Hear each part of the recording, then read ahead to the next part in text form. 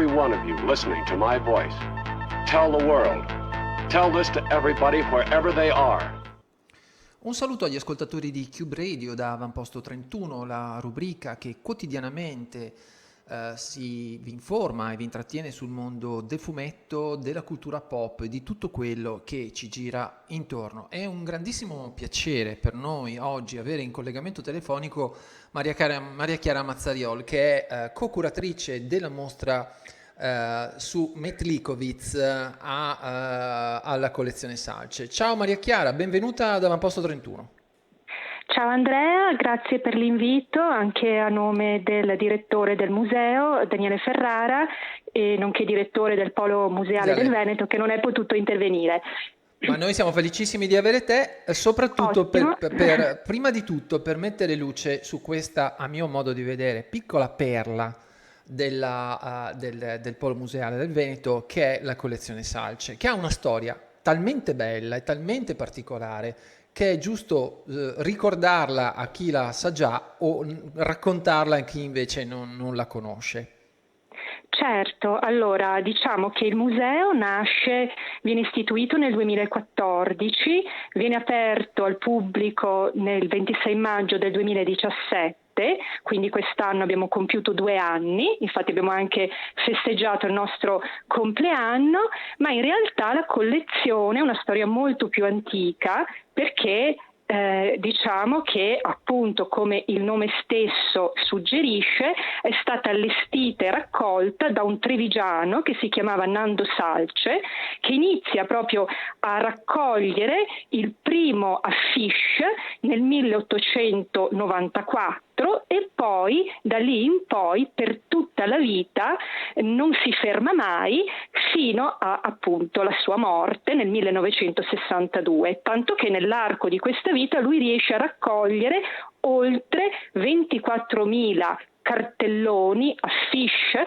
anche in realtà locandine, manifesti minori, latte cromolitografate e così via, ma diciamo che la collezione si compone in prevalenza proprio di manifesti che appunto poi sono stati donati per volontà appunto testamentaria nel 1962 allo Stato italiano e così nasce diciamo la collezione. Poi ci sono state tutta una serie di vicende, insomma, abbastanza complesse. Sì, infatti. E diciamo che comunque non è mai esistito, ecco, un museo permanente, ma si è occupato della conservazione, della tutela e anche della valorizzazione del museo il Comune di Treviso, che ha fatto mostre temporanee in varie sedi, ma il vero e proprio museo, quello che raccoglie e soprattutto espone la collezione in modo diciamo semipermanente, è proprio il Museo Salce, che nasce 2 anni fa, ecco, come ho già detto. E io trovo due elementi davvero rilevanti in questa tua narrazione. La prima è che finalmente la collezione Salce sia diventata un museo permanente, se ne sentiva assolutamente il bisogno perché è una raccolta è un patrimonio talmente importante, vasto, nato poi dalla pervicacia, dall'ostinazione quasi mi verrebbe da dire di questo personaggio incredibile che per tutta la vita raccoglie queste cose. Sì. Elemento tra l'altro che, correggimi se sbaglio, sì, all'inizio di questa sua passione veniva dileggiato spesso per questa che veniva considerata una specie di mania, no? Se non sbaglio. Diciamo che in realtà Salce inizia giovanissimo a collezionare il primo manifesto, lui ha solo 17 anni e inizia a collezionare con quello che è molto ovviamente particolare, inizia a collezionare un oggetto che all'epoca non era un oggetto veramente di collezionismo. È vero che poi di lì a poco nascerà la fichomania, cioè questa proprio mania, follia insomma di raccogliere manifesti e affiche, che però scoppia soprattutto a Parigi, che possiamo dire, o comunque in Francia, che è stata la capitale proprio del cartellonismo, e sicuramente ecco quello che lo caratterizza però è proprio il fatto di aver aver continuato per tutta la vita a raccogliere questi oggetti, anche quando poi questa moda, che esplode diciamo negli anni 80 dell'Ottocento, così come è esplosa diciamo con tanta rapidità, anche svanisce, certo, esatto. infatti. E quindi lui continua, invece anche quando diciamo la verità il manifesto diventa sempre meno bello esteticamente, ecco. Sì. E questo lui lo scrive poi perché il museo conserva anche un archivio, c'è anche una corrispondenza molto interessante in cui proprio noi ritroviamo in alcune lettere, soprattutto degli anni 50, in cui emerge proprio questo, diciamo così, questa sensazione da parte di Nando stesso di non trovare più bei cartelloni, bei manifesti. Ecco, e infatti lui dice a un certo momento: inizio però a raccogliere anche manifesti che saranno importanti per la storia del costume, della società, e quindi anche con una motivazione diversa da quella prettamente estetica che lo aveva, diciamo, mosso inizialmente. Certo. Ecco, io trovo bellissimo che in questo contesto, che già di per sé stesso è di estremo interesse, soprattutto magari per chiunque voglia vedere delle cose belle, in mio modo di vedere, ma anche per chi magari voglia approfondire gli aspetti proprio della comunicazione. In questo contesto, dicevo, si inserisce la mostra che avete dedicato a Leopoldo Metelikovic, che è un autore di nuovo interessantissimo, di origini dalmate se non sbaglio.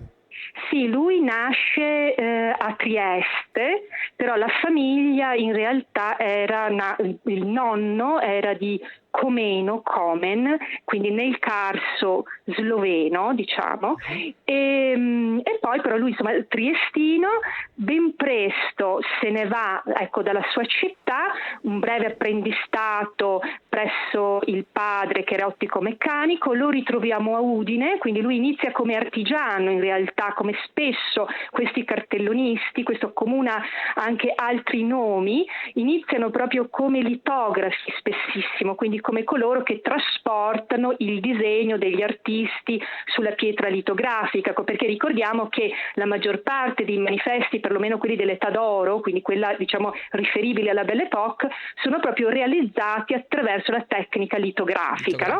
No? Quindi nascono in sostanza come litografi, quindi come artigiani, quindi anche molto abili manualmente, e poi lo ritroviamo a Milano alle officine grafiche Ricordi, che sono state, diciamo, la fucina, insomma, di tantissimi nomi, anzi direi proprio dei padri del cartellonismo italiano, che spesso hanno nomi stranieri o che sono anche stranieri, però hanno lavorato proprio a Milano in queste officine che hanno prodotto i cartelloni sicuramente più importanti, sì, più e che celebri. hanno i più celebri, più noti, più conosciuti, quindi andiamo da Einstein a Udovic, a Laskov, a Terzi, a Mazza, insomma tutti nomi che magari non sono ovviamente conosciutissimi, però per gli esperti certamente dicono qualcosa. Sicuramente Marcello Dudovic è tra i nomi anche tra quelli più noti. Più noti. Ecco. Devo dire che tra le opere meravigliose di quest'autore spiccano sicuramente i manifesti dedicati al melodramma italiano, quindi ci sono davvero immagini splendide dedicate a Madame Butterfly, per esempio, piuttosto che altri. È davvero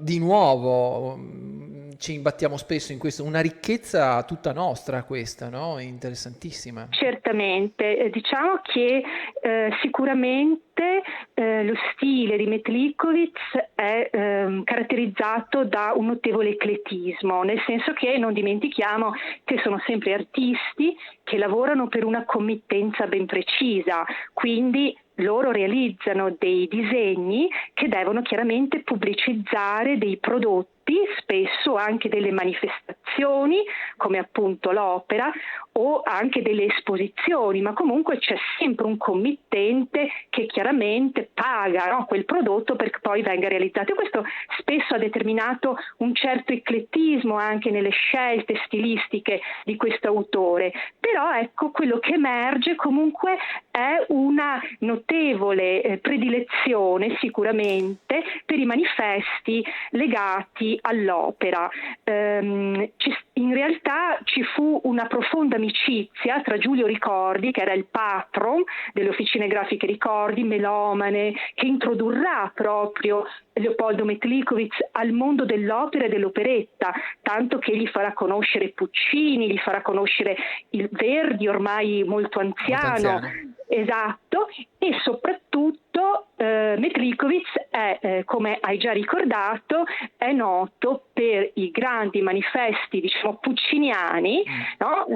Quindi andiamo da proprio delle vere e proprie icone ormai oggi, tanto che l'immagine di Madama Butterfly, del manifesto appunto di Madama Butterfly, è diventato una vera e propria, mi ripeto, icona che ritroviamo riprodotta insomma in tantissime situazioni in cui poi questa Madama Butterfly viene diciamo reclamizzata, ma la Turandot stessa, ma anche manifesti per l'operetta che forse sono meno noti. Questi proprio li troviamo esposti alla mostra trevigiana, quindi La vedova allegra, quindi Sogno d'un valzer, che è un bellissimo manifesto, tra l'altro tratto da un'immagine fotografica, perché il metodo di Metlikovic è proprio questo, è quello di proprio scattare delle vere e proprie fotografie. Lui ricreava una sorta di set fotografici in cui lui e spesso anche la moglie erano i protagonisti,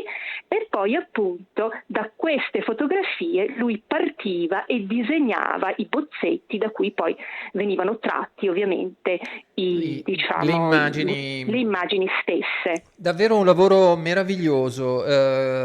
Diamo per i nostri, a uso e consumo dei nostri ascoltatori, alcune coordinate. La mostra è in questo momento attiva e lo rimarrà per tutta l'estate.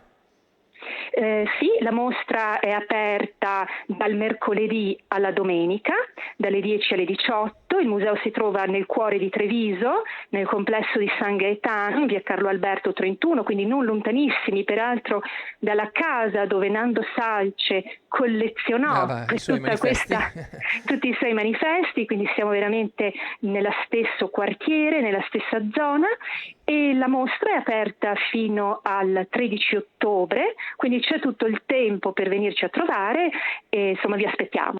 Grazie davvero di cuore, Maria Chiara, è uno squarcio su una realtà davvero preziosa, e non possiamo che augurarti buon lavoro e alla prossima per altre vostre iniziative e attività. Grazie davvero e buona giornata. Grazie, ciao.